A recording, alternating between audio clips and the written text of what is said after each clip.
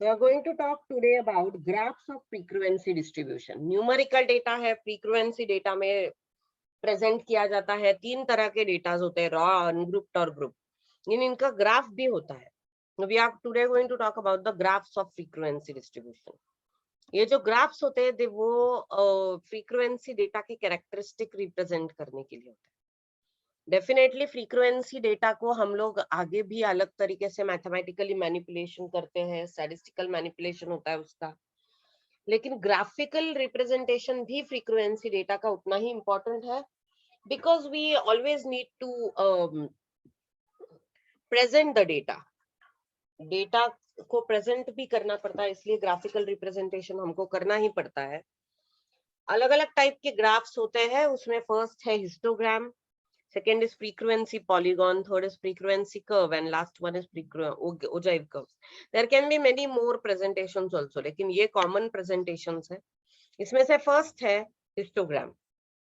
Histogram बहुत ही आसान तरीका है presentation का, सिर्फ group data के लिए use होता है, लेकिन a histogram is a graph containing a set of rectangles, each been constructed to represent the size of class interval by its width and frequency by its height. The area of each rectangle is proportional to the respective class interval and also the frequency. Total area of histogram is proportional to total frequency. Histogram can only be drawn for group data with exclusive classes or continuous classes. अगर classes continuous नहीं है, तो उनको continuous बनाना पड़ता है. Once you make them continuous, then you can draw histograms. They are very useful, very what do we say, very useful for finding out certain measures of central tendencies also. They are very useful for representing the data. काफी अच्छे तरीके से समझ में आ जाता है data जब हम लोग हिस्टोग्राम में उसको प्रेजेंट करते हैं. Let us learn how to draw a histogram. So suppose your data is, your classes are given as 0 to 10. अगर ये क्लासेस कंटिन्यूअस नहीं है तो आपको इन्हें कंटिन्यूअस बनाना पड़ेगा, उसके बिना हिस्टोग्राम्स नहीं होते हैं. तो हिस्टोग्राम बनाने के लिए क्लासेस को हमेशा एक्सक्लूसिव होने चाहिए या कंटिन्यूअस होना चाहिए.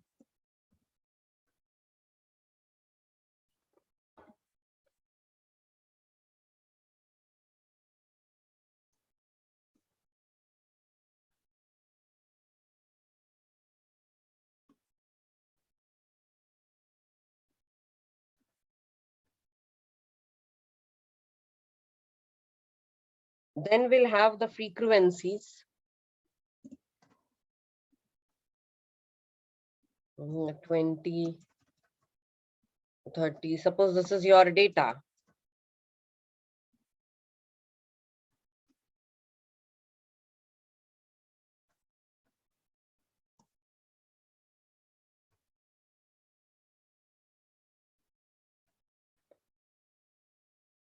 अगर ये आपका डेटा है और अभी हम लोगों को इसका हिस्टोग्राम ड्रॉ करना है, तो हम लोग y axis x axis draw करेंगे.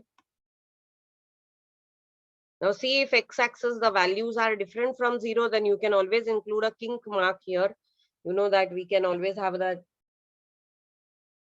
mark to represent that the values, previous values are ignored. This will be on x-axis, the classes will be on x-axis, and the frequency will be on y-axis.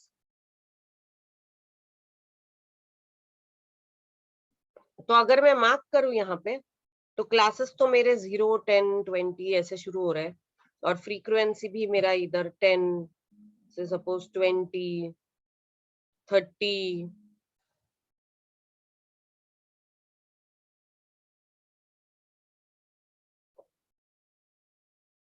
40, 50, 60, 70, 80. Suppose these are my, this is my frequency.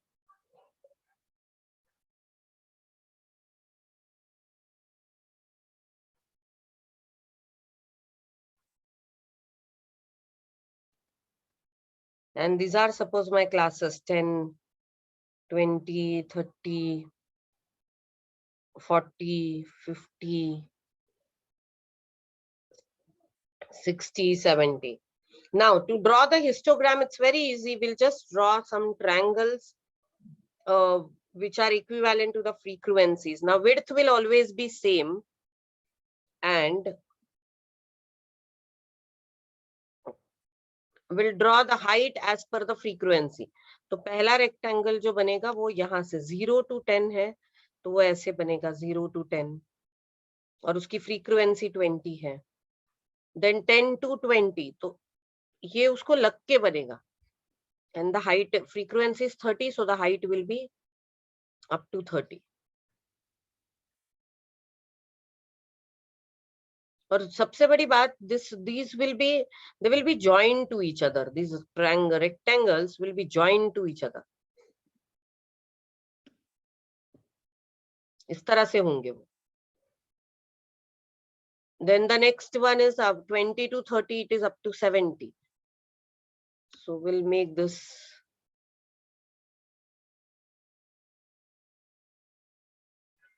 The width will always be same.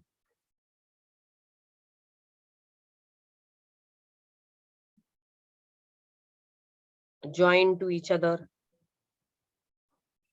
30 to 40. The class is 30. Now this was 0, this is 10, 20, 30. Now 30 to 40, it is 50. So I'll draw a rectangle which is attached to this one in equal width. Then 40 to 50, it is up to 40.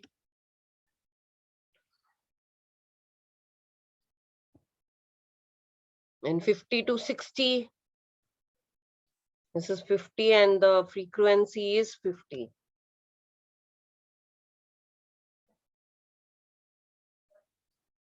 Very easy, you know, and this is very simple to understand. Immediately you come to know which class is having the highest frequency and all that. Now 60 to 70, this is again 40. So I'll draw it like this. You will also write down the scale and also write down the values here. Now here it was 0. Here it will become 10, 20, 30, 40, 50, 60, 70. So every class is having its own rectangle which is equal to the class interval and the height is equal to the frequency. And this is your histogram. Very, very easy to draw, very simple to understand. Histogram is famous because it's very simple to understand.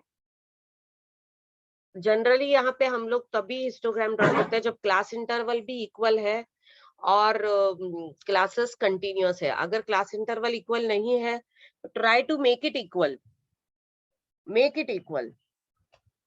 And if it is possible, if not, then we'll draw the histogram with not equal class intervals. But generally we make equal class intervals. Again, we make the classes continuous and then we'll draw the histogram. These bars tell about which frequency, which class is having highest frequency. Now see, 20 to 30 is having the highest frequency. ये इस बार से ही पता चल जाता. तो इसका मतलब ये 20 to 30 जो है, ये मोड निकालने के काम आएगा. Histogram is also very useful to find out mode graphically. हम लोग histogram से we can always find out mode. Mode is a measure of central tendency graphically. कैसे निकाल सकते हैं? ये जो highest, ये जो सबसे ऊंचा वाला rectangle है ना, उससे निकालेंगे. What we'll do is I will join this to this point. एक लाइन निकाली है मैंने एक कॉर्नर से दूसरे रेक्टेंगल के कॉर्नर तक और फिर एक दूसरी लाइन निकालेंगे इस कॉर्नर से इस कॉर्नर तक. And now I will draw a perpendicular on x-axis which is passing through this point of intersection. और फिर ग्राफिकली हम लोग इस पॉइंट, ये जो पॉइंट है यहाँ पे इंटरसेक्शन का, वो निकालेंगे. That will be the mode. That point will be your mode. This is how we find out mode graphically using histogram. तो हिस्टोग्राम का सबसे बड़ा यूज ये है कि हम लोग मोड निकाल सकते हैं यूजिंग हिस्टोग्राम. वैसे तो फॉर्मूला भी है ही उसका, लेकिन ये भी एक तरीका है।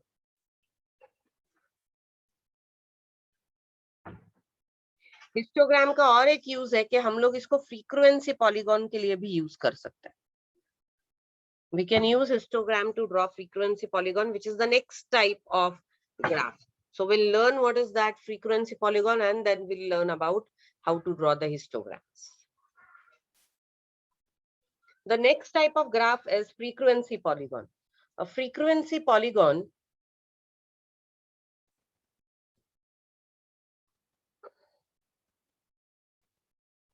is basically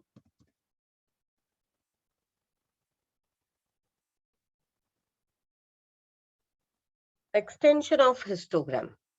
Histogram के ही आगे है ये. What we do in it is a line graph. Frequency polygon is a line graph.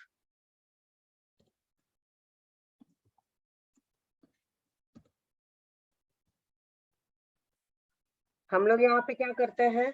We mark the midpoints on the top horizontal side of each histogram. It is you drawn. We can draw it using histogram.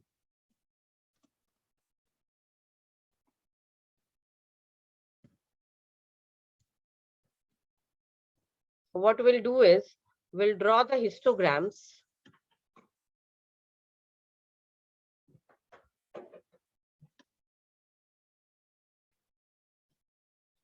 and the top horizontal side, उसका हम लोग उसमें हम लोग इनके mid points को mark कर लेते हैं. तो suppose this is your required histogram. Equal width का होना यहाँ पे भी इंपॉर्टेंट है. जो भी हिस्टोग्राम के लिए कंडीशंस है वही फ्रीक्वेंसी पॉलीगॉन के लिए कंडीशंस है. तो सपोज ये आपका हिस्टोग्राम है, हर रेक्टेंगल इक्वल विड्थ का होगा.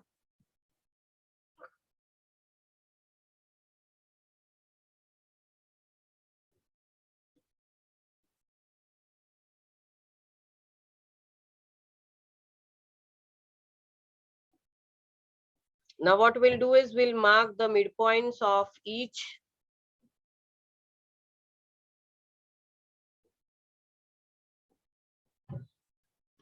line. ये जो हॉरिजॉन्टल लाइन है ये ऊपर की ट्रायंगल की, उस पे हम लोग मिड पॉइंट मार्क करेंगे. तो this is nothing but the points representing mid point of each class and frequency.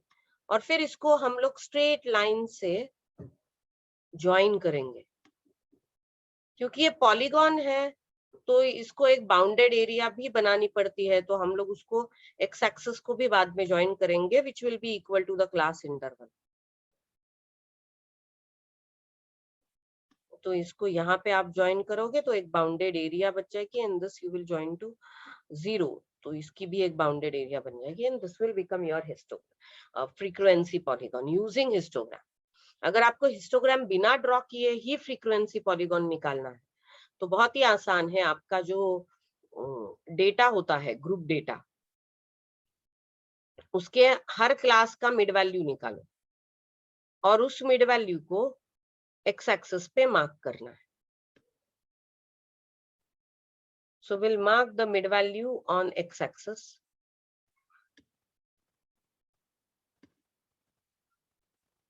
These are all mid values. Here we are not representing scene. While we were drawing histograms, x axis was representing the classes and y axis was representing frequency. लेकिन जब हम लोग directly frequency polygon निकालते हैं तो x axis will represent midpoints and y axis will represent again frequency. Y axis में कोई फर्क नहीं है. It will represent frequency. Okay तो हम लोगों ने ये मिड पॉइंट्स प्लॉट कर दिए यहाँ पे जो भी डेटा है उसका. And then what you will do is we will plot the points which will be equal to the frequency. तो एक्स एक्सिस पे मिड पॉइंट और वाई एक्सिस पे फ्रीक्वेंसी प्लॉट करेंगे आप.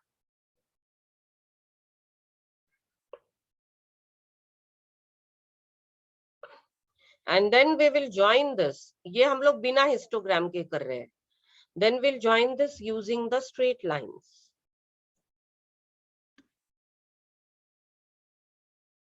शार्प लाइंस, कोई कर्व नहीं, कोई फ्री हैंड लाइन नहीं निकालेंगे, स्केल से निकालनी होती है ये line.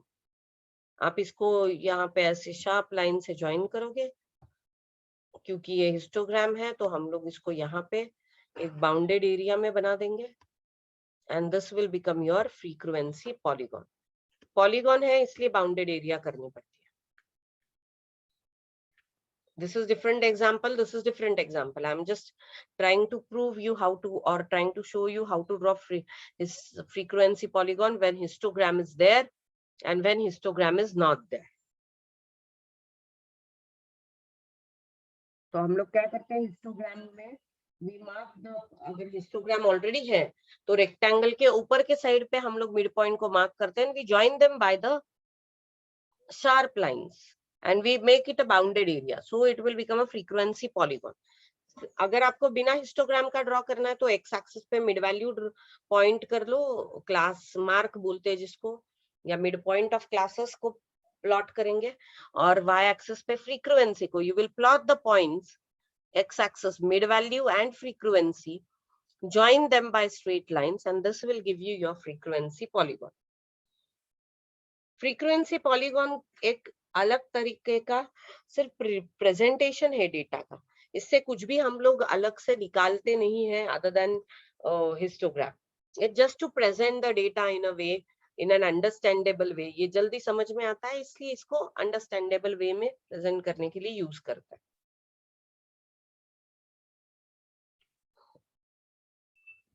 The next diagram is frequency curve. Frequency curve is very much like frequency polygon.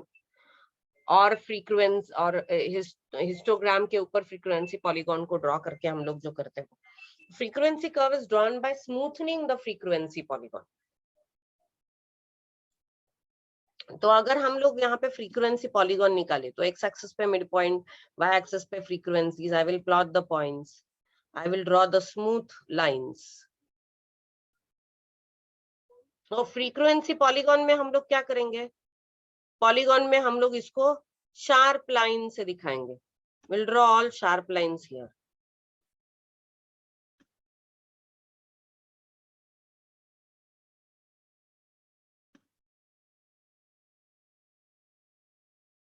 हम लोग यहाँ पे अदरवाइज फ्रीक्वेंसी पॉलीगॉन में क्या करते हैं, बहुत ही शार्प लाइंस ड्रॉ करते हैं और फिर उससे हमको फ्रीक्वेंसी पॉलीगॉन मिल जाता है।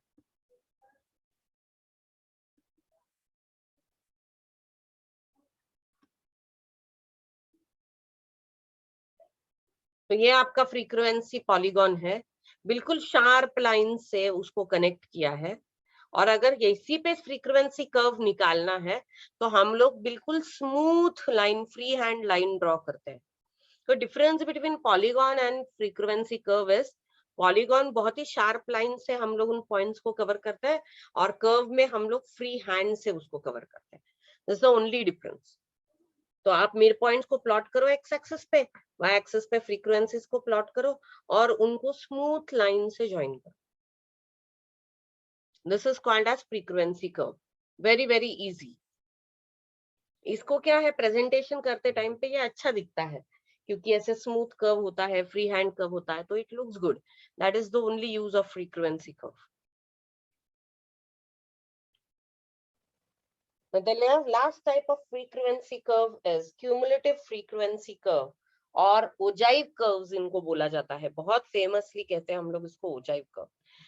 दो तरह के क्यूमुलेटिव फ्रीक्वेंसीज होते हैं और इसलिए ओजाइव कर्व्स भी दो तरह के होते हैं। Let us learn what are cumulative frequencies.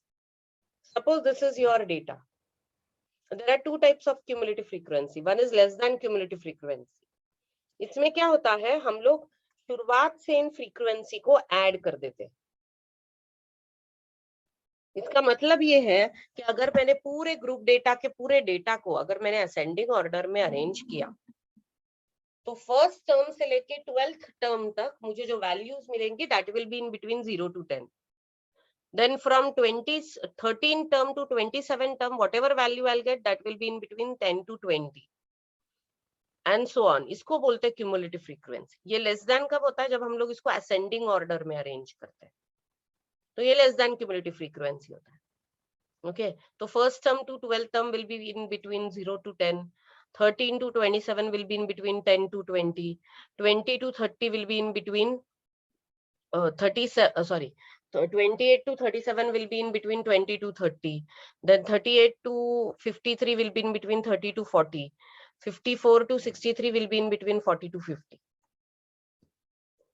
So this was your less than cumulative frequency. हम लोग जब असेंडिंग ऑर्डर में अरेंज करते हैं या फिर लोएस्ट क्लास से लेके हाईएस्ट क्लास तक हम लोग एडिशन करते हैं. मोर देन क्यूमुलेटिव फ्रीक्वेंसी उल्टी रहती है, हम लोग नीचे से ऊपर ऐड करते हैं, मतलब बड़े डिसेंडिंग ऑर्डर में अरेंज करेंगे तो सबसे बड़े क्लास से हम लोग एडिशन शुरू करते हैं सबसे छोटे क्लास तक. ओके, सो इट इज अगर मैंने डिसेंडिंग ऑर्डर में अरेंज करना शुरू किया तो फर्स्ट टर्म से 10 टर्म तक मुझे 40 to 50 दिखेगा, फिर 11 to 26 I will get values in between 30 to 40, then 27 to 36 I'll get values in between 20 to 30, 37 to 51 I'll get values in between 10 to 20, and from 52 to 63 I'll get values in between 0 to 10. So this is when I add from lowest class to the highest class, it is less than cumulative frequency. When I add from highest class to lowest class, it is more than cumulative frequency. Nothing but ascending order का arrangement होगा तो less than cumulative frequency मिलेगा, descending होगा तो more than cumulative frequency. जब मैं less than cumulative frequency को graph पे प्लॉट करती हूँ तो मुझे मिलता है लेस देन ओजाइव कर्व, और जब मैं मोर देन क्यूमुलेटिव फ्रीक्वेंसी को ग्राफ पे प्लॉट करती हूँ तो उससे क्या मिलता है आपको, मोर देन ओजाइव कर्व.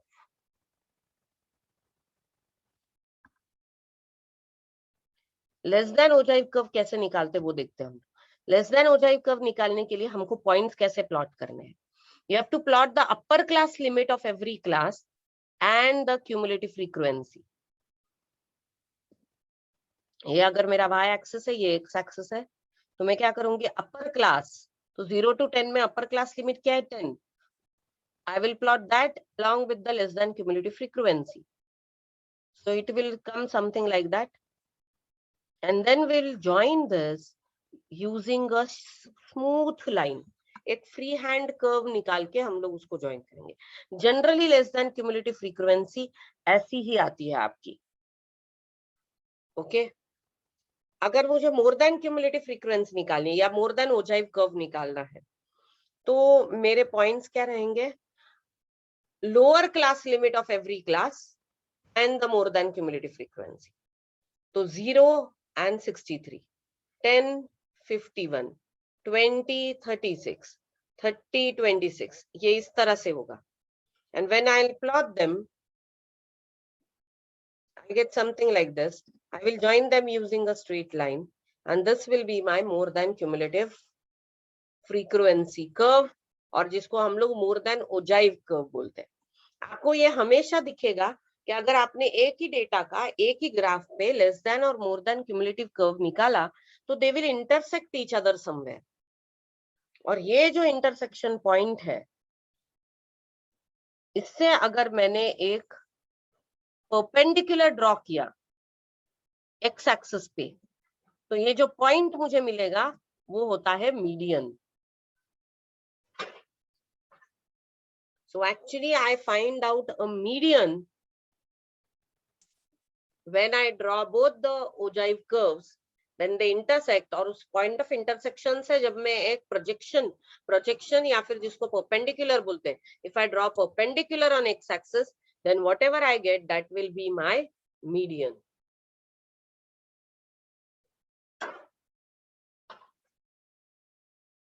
ये लेस देन क्यूमुलेटिव फ्रीक्वेंसी या जब लेस देन ओजाइव कर्व निकालते हैं तो इसके पॉइंट्स कैसे होते हैं, it is upper class limit and less than cumulative frequency. जब मोर देन ओजाइव कर्व निकालना है तो इसके पॉइंट्स कैसे होते हैं,